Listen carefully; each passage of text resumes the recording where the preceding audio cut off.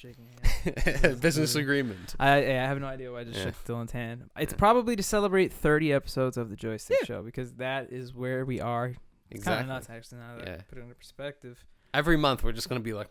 Yeah, right? It's just like mind blown. Like, wow. Oh, my God. It's like episode 32. This is crazy, man. It's which is weird, because, you know, I know that's how, like, weeks and months work, but... It is. It is, Dylan. But the 1 year will be at 52 episodes. Like, it's like a weird, you know what I mean? It's like a weird kind of milestone and it's technically not a year. It's like more than a year. Because we had that, like, exactly. So it doesn't even make any sense at that point. For sure. Yeah. You're not wrong. So, like, the actual year episode will probably be, like, episode 49 or something. Exactly. And who's to know? Mm-hmm. Maybe 50. I estimate. Be like, oh, fuck it. I don't know. All right, we'll skip a week and hey, guys, we went on vacation.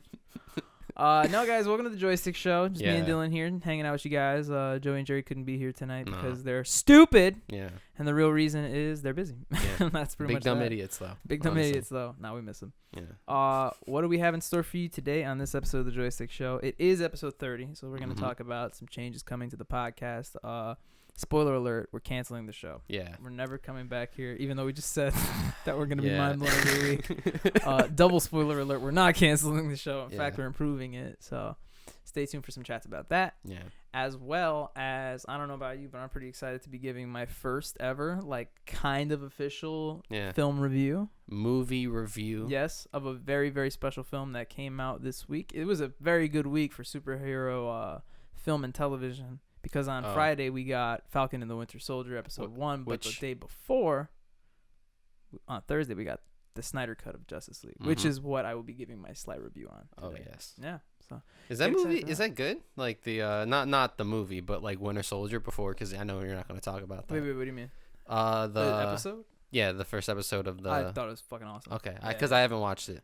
It's obviously a different show from WandaVision, completely different tone, but that's the point. But it's definitely more action oriented. Okay. Without spoiling too much, the show pretty much opens on a flight scene with the Falcon. Yeah. That if anybody, I've heard a lot of people, weirdly enough, when I talk about how hype I am for this show, and I've heard this from multiple people, Jerry included, that they're like, Falcon is such a boring character. Like Falcon, like they can do so much more with him, which I agree.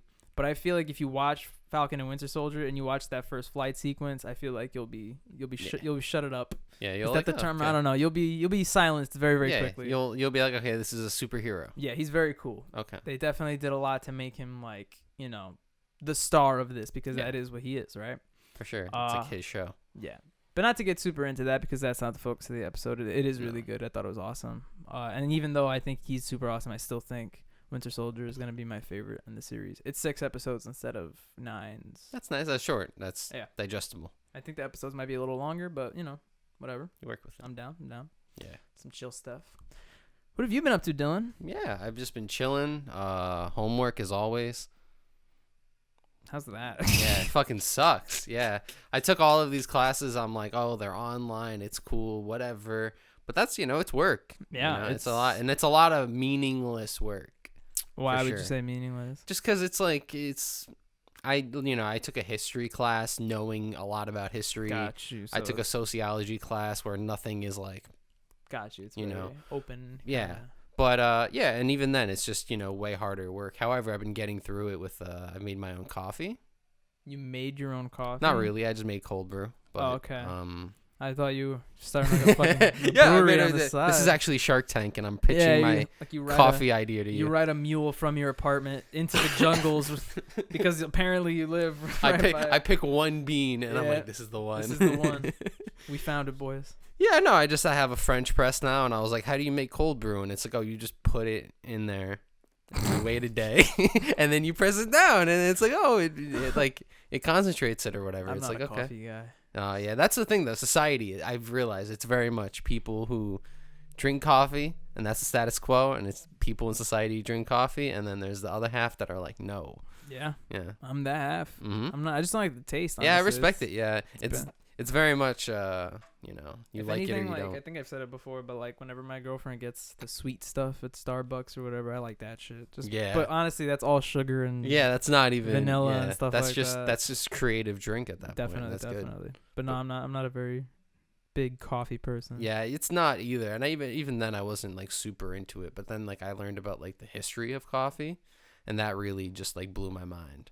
You fell asleep to some history of coffee and videos on YouTube. I woke up to it. It was like I didn't click on history of coffee. Like, this is gonna be intriguing. But I just like started looking it up, and I'm like, okay, so it started in Ethiopia, right, in Africa, which is where man started too, estimated, where like interesting the first ever humans are. And there was a tribe that was like the strongest tribe, and they would literally just eat hundreds of beans of coffee, just eat the bean. Yeah. And they were just like the greatest warriors just because they were like high off coffee. Crazy. That's insane. Yeah, and then there's also just like yeah. And there's this story of how south of coffee got into South America, because like a lot of Colombian coffee, South American coffee, that's like what it's known for almost in like Colombia, besides the other C word. Gotcha. But yeah, and then it just from Europe to South America, or maybe it was Africa to South America, it was one coffee bean that like made it, and that was like the one coffee that like started from that. Interesting. Yeah, and like they were like keeping it alive. They were taking water that they were supposed to drink to give it to like the plant or whatever, so it wouldn't die. And I was like, is that like a the bean? Yeah, the one. The bean. But people say that like the Ethiopian coffee is like the craziest shit. I haven't bought it yet, but that's people are like, because it's the like original one. And I'm like, crazy. Yeah. Now I kind of want to try it. I don't even fucking drink coffee. And you're just like, I got to punch my window out or some shit. I mean, it might suck though. You never know, right? Yeah. If you're not into it, you're not into it. It's kind of like people who are like wine tasters and stuff. Yeah. I'm not a wine guy. Me I've tried many different wines. Jerry's a wine guy, funny enough. Interesting. Yeah. Jerry likes his wine. It's funny. Oh, I mean, I get it, but then again, it's like when like even with like beer too, where it's like, oh, this has hints of it doesn't have anything. It tastes like alcohol. Like I remember I had one beer and it was like, oh, it has hints of orange in it, and I'm like, oh, I've had ones like that. Yeah, but then sometimes it does, and then other times you're like, there's no fucking orange. I once had I think it was a Sam Adams that had like banana or something like that. Whoa. Yeah. Banana beer. Okay. Kind of crazy. Yeah. No. When you said the thing about you waking up to the coffee video, it reminded me of our man Ludwig. Yeah. Who's been doing a week-long continuous stream, nonstop. And if you're wondering how could a human being go for multiple days of streaming without stopping, it's because he streams from a race car bed.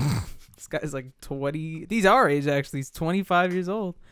And he streams from a race car bed. And then when it's time to go to bed, Ludwig falls asleep on camera. And his chat continues a playlist of YouTube videos. It's the best. For like 6 to 7 hours. Incredible. And you might hear that and think, that's ridiculous, right? That's so stupid. Well...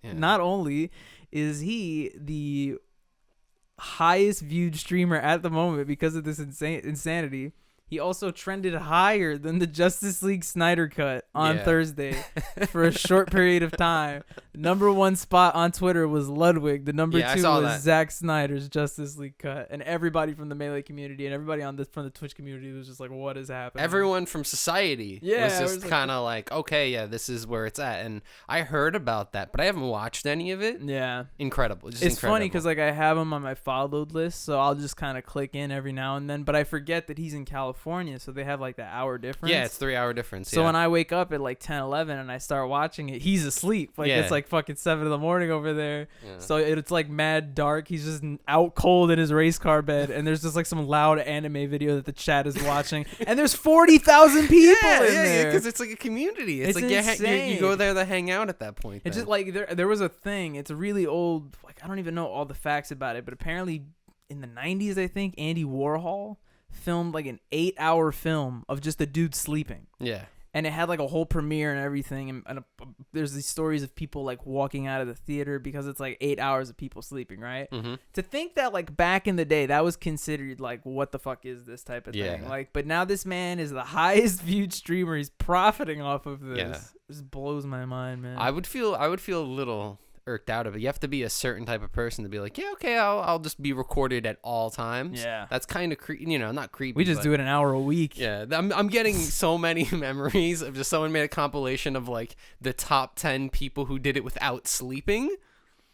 And that is like the craziest video because there's like one guy who's at like a crazy amount of hours without sleeping. And he's literally just sleeping because it's like a ridiculous amount of time that no one would ever go without sleeping. Yeah. And his body's just like, all right, we're sleeping now.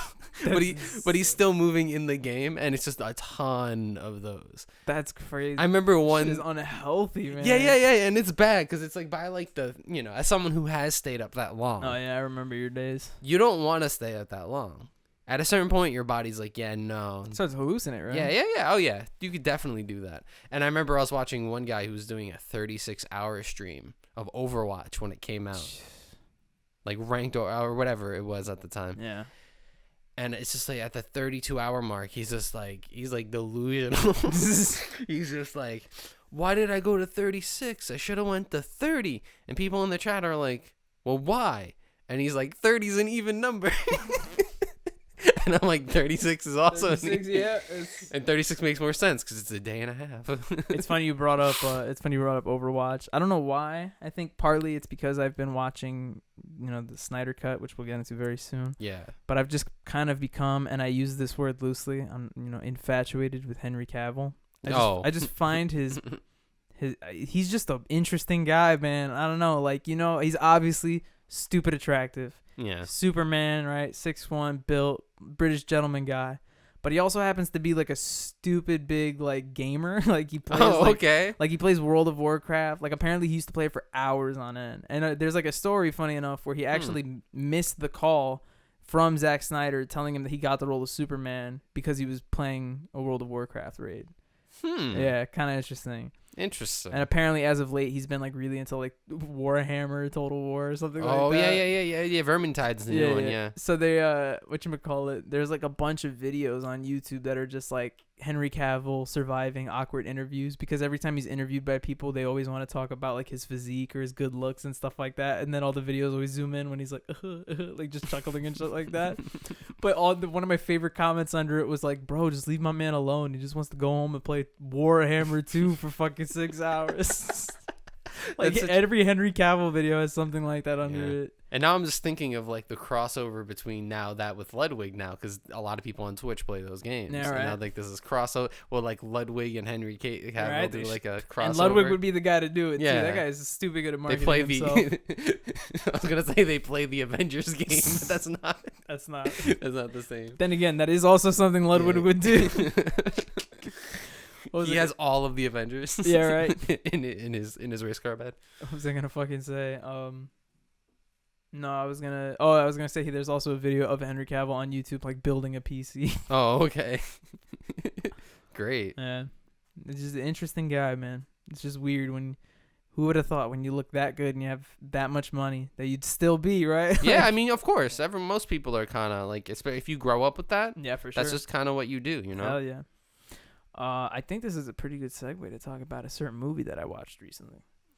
I have not watched this. So sit back, relax, and get ready for Bobby Rosario's first ever film review of Zack Snyder's Justice League. Nice. Imagine if that fucked up the audience. Yeah, right? Like Jerry on the last episode. Shout outs. I forgot about that. Yeah, fucking his hat. Totally didn't remember that. So, Thursday, Zack Snyder's Justice League came out. Just to give a little bit of backstory for those of you who may not know, the Justice League film came out in 2017. Yes, which I have watched. Yes, and that film was originally directed by Zack Snyder, who had to leave halfway through production due to a loss in his family. Mm-hmm. He had to leave for grievances, and at that moment, Joss Whedon came in, who is famous for directing the Avengers films, the first two, Avengers and Avengers: Age of Ultron. Yeah. Joss Whedon comes in halfway, finishes the movie. Movie comes out, and for those of you who have seen it, you probably know it's not a very great movie. I remember it being very bad. It has very little to do with like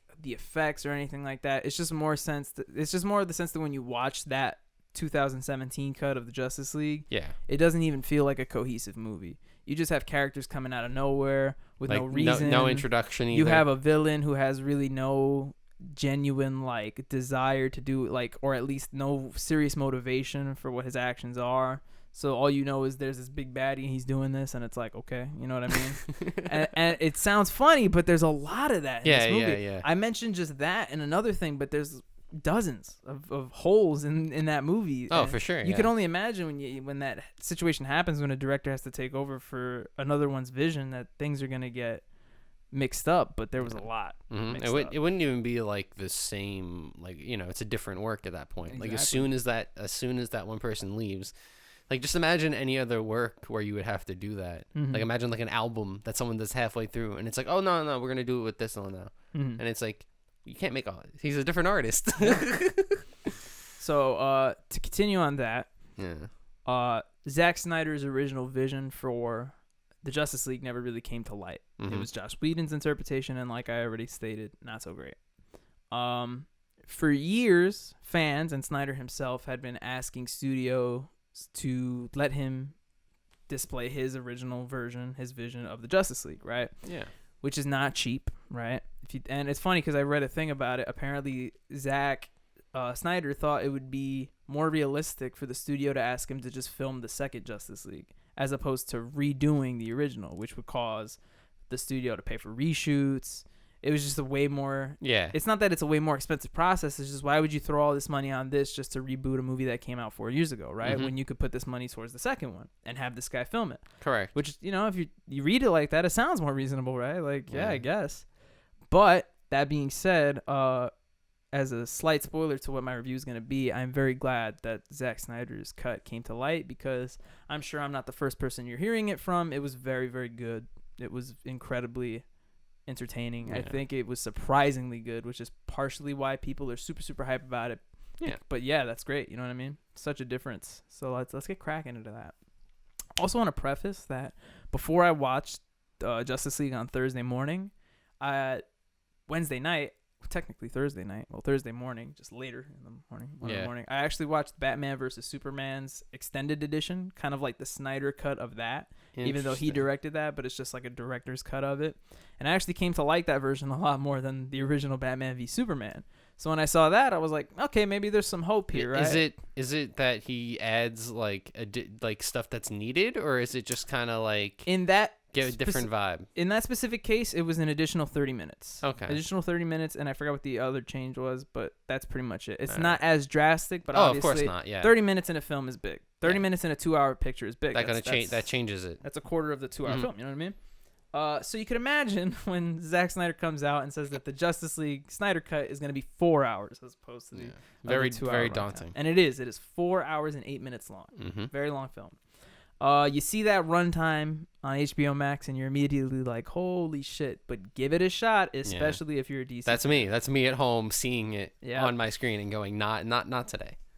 So the one thing I wanted to start this review off saying too is, if you're a DC fan and you're like, it's kind of halting yourself from watching this movie, regardless if it's the runtime or if it's because you don't have a lot of faith in the DC extended universe, I think you're doing yourself a disservice, because this movie does, quote unquote, justice to these characters. It's great. It's fantastic.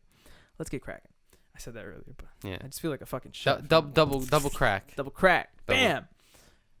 Legacy.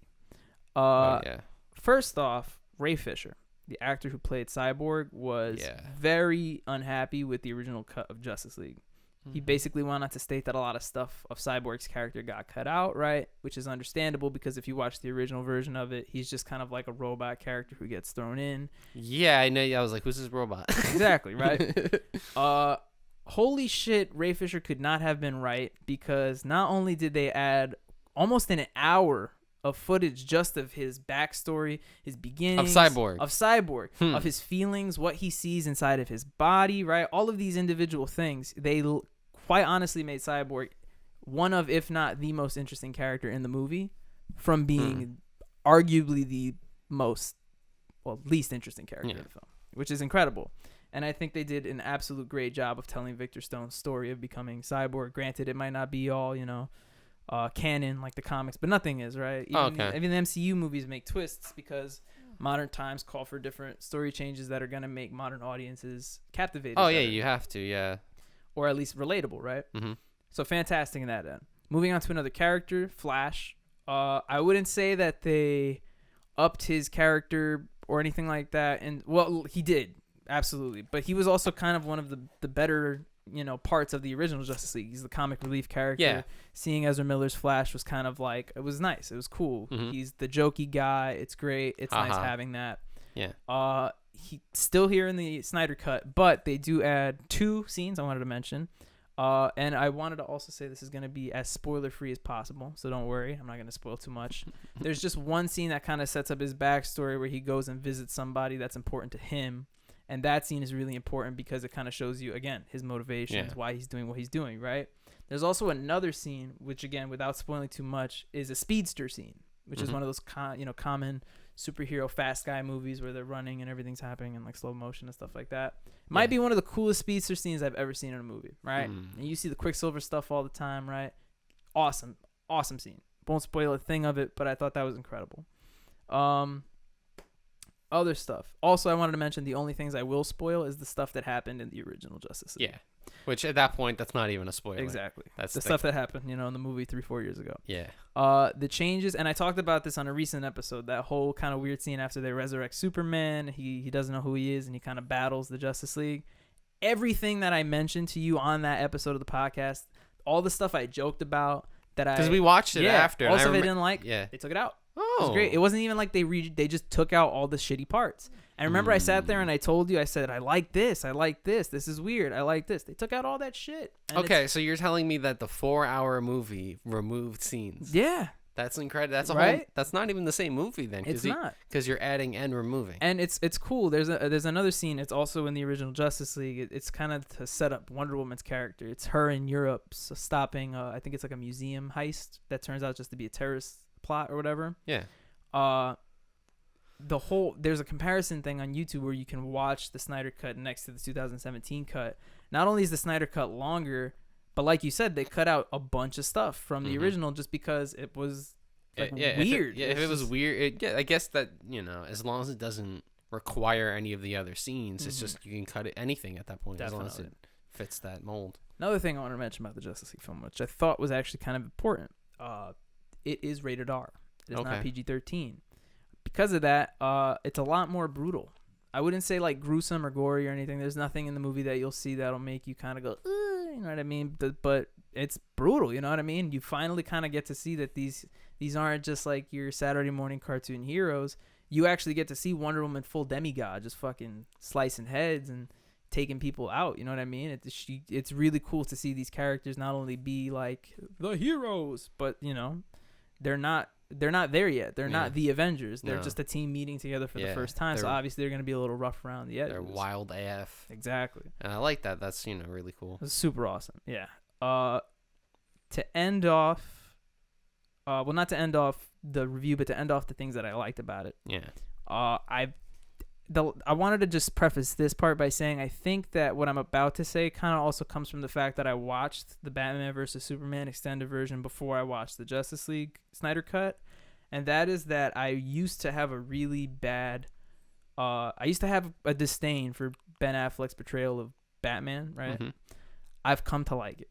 Okay. I've honestly come to really I really like Ben Affleck's Batman. Yeah. That's not to say that I don't think I'm gonna like Robert Pattinson's Batman, but now that he's put in this light where it's like he's portrayed so much better, he's actually likable, right? It makes you think like, why are we getting a new one now? We already have this universe that's set. Granted, it took 4 years after the fact, but kind of. I mean, I see what you're saying. Yeah. But then again, this movie is coming out in 2021. Yeah. And also about that, it's weird because you see it a lot with Spider-Man when people talk about who was the best Spider-Man, right?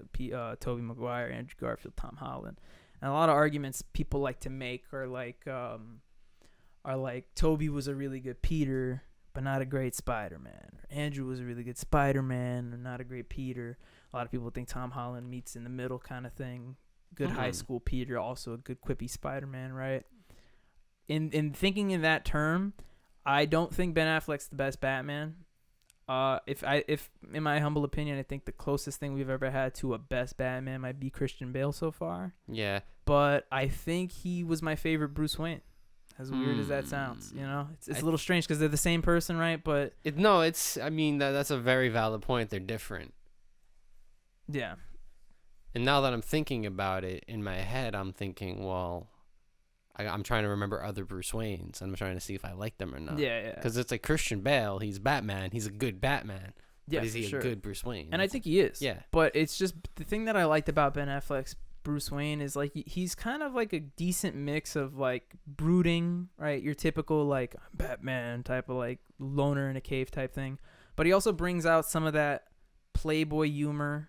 But what I like about it is it kind of seeps out of him. It's not really like how Tony Stark does it, right? Like Robert Downey Jr. is like, hey, sugar, like that kind of thing. Yeah. It's just kind of like it rolls off the tongue. He doesn't say it in like a cool way. It's just like, I'm rich. You know what I mean? But yeah, I mean, that's the way to do it. And if you think about the story, right? He's been Batman for 20 years. That's the lore in this movie. So he's an older Batman. So yeah, I mean, you might as well. He should have some type of swagger, some confidence about him. But I think my favorite thing about Ben Affleck's Batman that I've come to really enjoy watching those two movies back to back was I think he has a really interesting character arc, because you really get to see him go from like brutal, the Dark Knight Batman, like branding motherfuckers in Gotham City, to kind of like seeing that things are bigger than him. He needs to, like, without sounding cheesy, he needs to form the alliance. He needs to do what's right on a bigger scale. He needs to right his wrongs type of thing. Yeah. So it's really cool to see that, because I feel like for the most part you watch a lot of Bruce Waynes, and don't get me wrong, there's always scenes where he's going to grow. That's how movies happen. But I think you just see it in a more visible way this time. In a more unexpected way. Because more often than not, you're like, it's Batman, right? He's going to figure it out. Yeah. But at this time, you see, like, he's fucking trying. Like, he's dealing with some shit. He's changing. And because of that, he's not the same. Obviously, I know that sounds redundant, but that sounds really stupid. Like he's guys. he has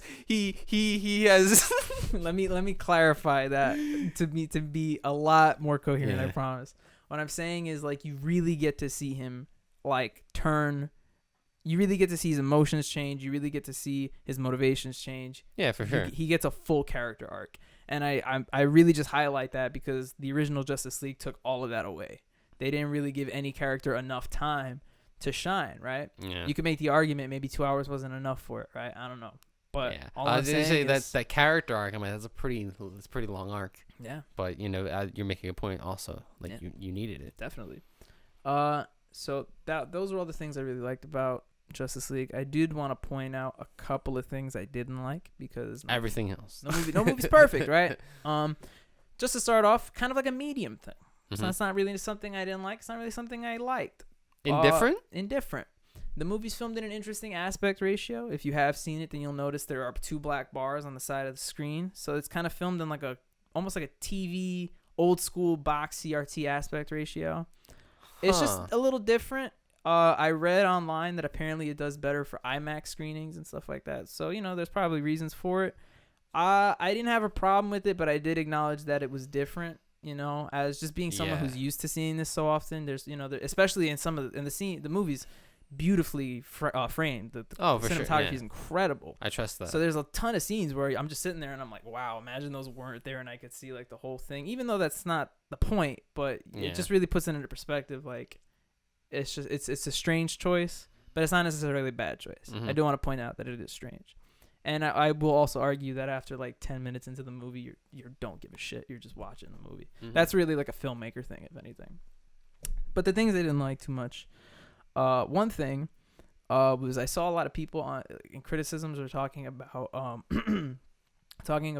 Zack Snyder has like this thing. He likes to do a lot of slow motion shots, especially in action sequences. Oh, that's why it's 4 hours. Yeah, right. You're probably not wrong. This movie has a lot of it, right? Oh, okay. So I watched the movie twice. I don't think I said they're that. good? Are they? So I watched the movie twice. I don't think I said that before. I didn't. But I watched it Thursday morning, and then I watched it again Friday night with my parents, especially to watch it again especially after I saw the critics' reviews. I wanted to see if I agreed and disagreed. 8 hours and 16 minutes. Yeah, man. Long story short, I acknowledge that there is a lot of it in the movie. And I'll say this. There's a lot of motif in the movie. And my dad was making this joke when we were watching it, because I didn't watch it originally with the closed captions. My parents watch it with the subtitles. And there's this little song that plays, especially when Wonder Woman's on screen. But it just goes, like one of those discs, I don't think, right? But every time it plays on the screen in the subtitles, does it say, it says ancient lamentation music, right?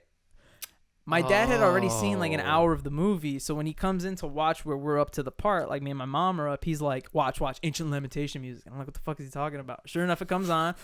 And subtitle, Ancient Lamentation music.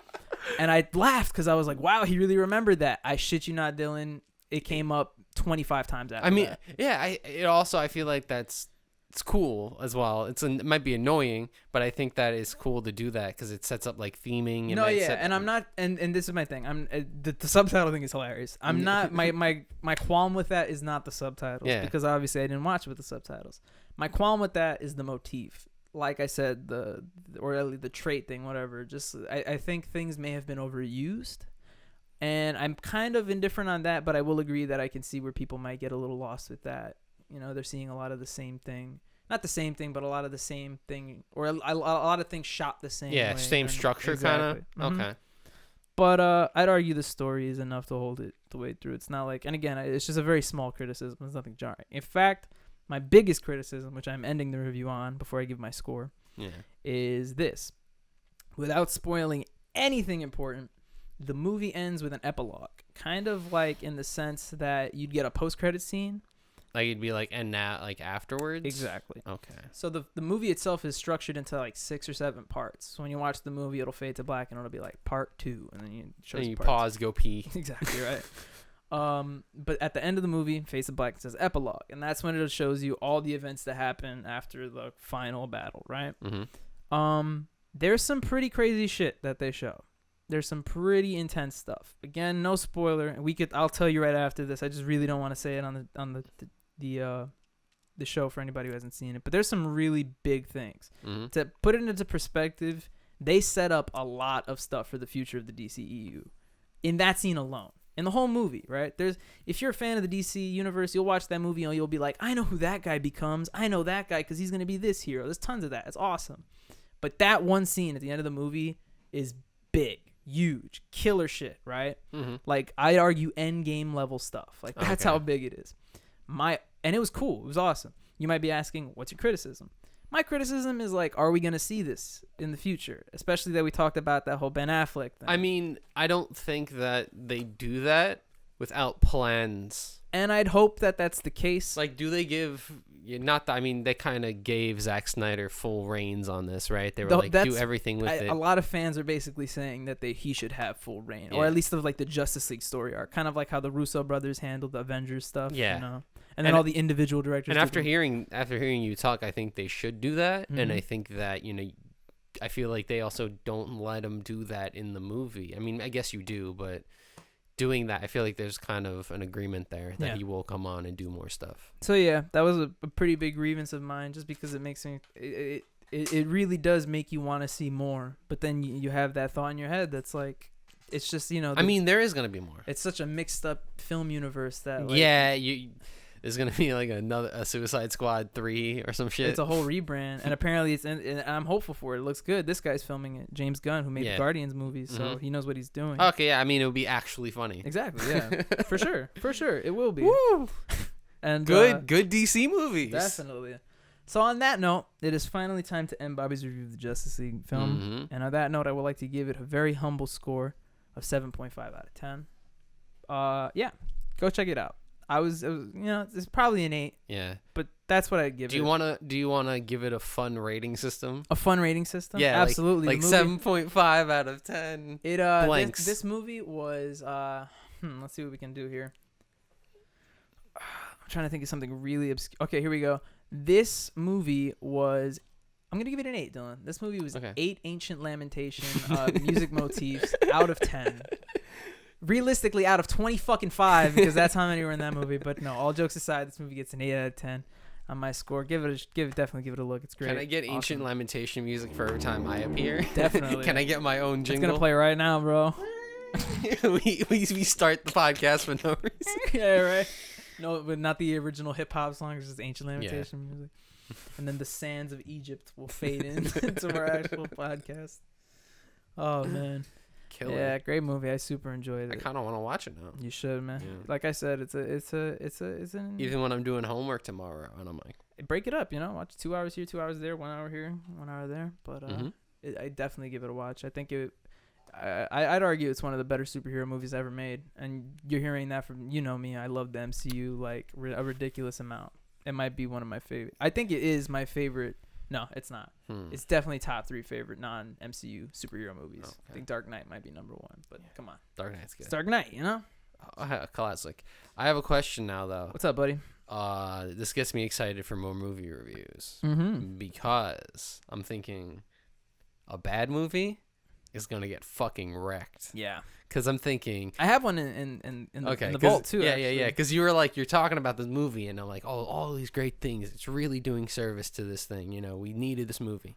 And I heard 7.5, and I went, it's kind of low. Some people are kind of nice. Some people give like... I didn't want to give a 0.5, so I rounded it. Yeah, I'd give it an 8. Eight's better, too, for the way you were talking about it, likes and dislikes. Because there's a lot of people that are like, I didn't like it that much. 6 out of 10. Yeah, right. And it's like, but you didn't like it. That's not, it's like a 2. like you said, the 2 movies that I actually want to watch when they come out pretty soon, too. I'm eager to check them out and give my opinion of are both Godzilla versus Kong. Or however, Kong versus Godzilla. Just because, I'm going to be honest, I don't expect it to be incredible. I do expect the effects to be cool, and I think the action scenes will be decent. Do you have a side? Do you just pick a side? I have, my theory is that they're gonna be friends in the end. That's not like that. Like they're gonna hold hands. They just in my head they just dab it up. Yeah, what up, homie? I have a funny feeling they're gonna do that very typical, like, oh shit, we have a common enemy, bro. Let's go handle this together, and then they're gonna speak just like that to each aliens. other. Like who? And Godzilla's gonna be like, all right, tight, and they're gonna go handle that. Shoutouts to the King Kong video game on PSP that I played for an hour and didn't play again. Is Jack Black in it? I don't remember. Probably not. That one I want to watch, and I want to watch the Mortal Kombat movie, just because the Mortal Kombat movies have never been great, and I have a funny feeling that this is gonna be the best of the bad Mortal Kombat. Yeah. I was like, what? I was like, what are you going to? It's probably gonna be bad. Yeah. So I'm gonna give him an honest review. I'm hopeful. I'd say I'm more hopeful for that than Godzilla vs. Kong, but we'll see. I don't know. I'm thinking of video game movies now. Video game movies. Uncharted's coming out. Yeah. Hopefully by the end of the year. Actually, no. I heard Sony had to push a bunch of their projects back. Yeah, I mean, a lot of stuff. Venom got pushed back. I think Uncharted also got pushed back. Wasn't there supposed to be like a Halo movie, and then that just like... I don't even remember. Yeah, there was like a Halo movie that was like in like pre-production, and it was just like, oh well, never mind. I'm sorry. Now when you hit stuff, I get... Yeah, I get you get the PTSD. All right, we're good. Yeah. Levels are there, baby. Fucking Jerry. So look, you're not the only one. Now you and Jerry have both unplugged your mic during the podcast. Yeah. Well, we'll have you guys up on a wall. I'll feel like your dad times 3. Damn, he took the whole shit out. He unplugged the mixer with his foot. It's one thing to unhook your microphone. It's one thing to turn off the audio for the entire episode. And we're down. Like, that's like some power surge shit. Oops. Well. You want to talk about some changes to the show coming up? Oh, yeah. We're going to mix it up a little bit.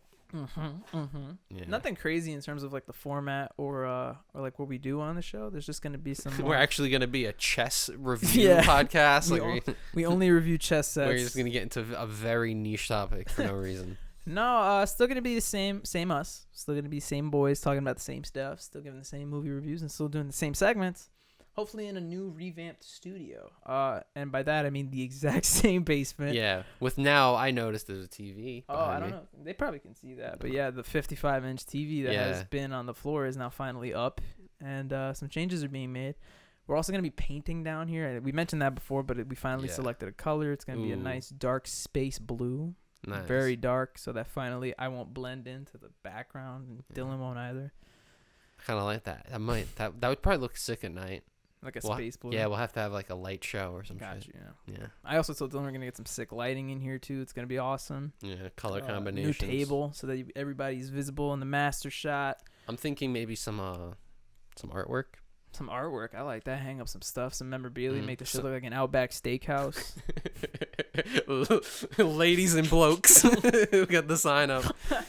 Oh my god. Fellas and what was it? Females and fellas. I'm thinking now. Do you know that the guy from Outback is Asian?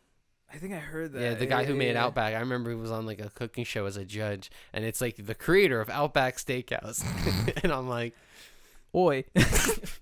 Like, not to be that guy, but like, no, yeah, not sure. Australian. Definitely. Like, no matter, like, yeah, of course, there's a lot of Asians in Australia. It's like a lot of Chinese people go there to study. It's a very common thing. Oh, I don't know. That's yeah, cool. like I want to say like 1/15 of the population of Australia is like Asian students studying. But this guy has never been to Australia much. Only like a couple of times, and he's like, we can make a company off of this. Oh, interesting. Yeah. Cool. They tried. Nice. All right. So, is it finally that time? It's a Is pretty it? chill episode. Pretty short episode. Yeah.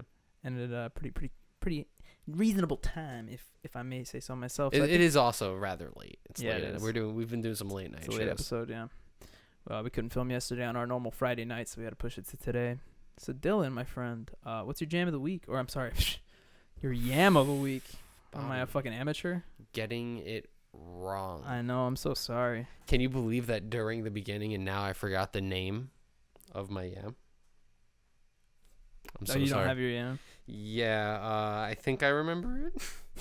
It's called Run Up a Check by NxxxxS. NxxxxS, cool. What kind of song? He's a producer, one of my favorite guys to listen to recently. Kind of like lo-fi, ambient, but then also hip-hop beats. Got you. Makes like everything. Stylized N and then a bunch of X's and then an S. So it like looks aesthetically pleasing. Can't wait to find that one. Yeah. Every time Dylan gives me a fucking yam on the show, I think I know how to spell it, and then I go on Spotify and it's like, couldn't find that, and I'm like, I'll just give it to you every you know time. what I do? I go to your yams and I just fucking find it. I'm like, that's the thing. Like I make sure it's always a song that's actually Yep. genuinely a yam. But yeah, Run Up a Check, really good producer. Fire. Yeah, he released an album last week that's just like leftover shit that never made it. Yeah. And I think it's better. Like, it's his best stuff. Fire. Mine is it's called Bramble Blast Stickerbrush Symphony by Duck Duck Pony. Why the fuck are you laughing, bro? You can't enjoy Bramble Blast? The fuck is Bramble? No, it's actually interesting. Funny.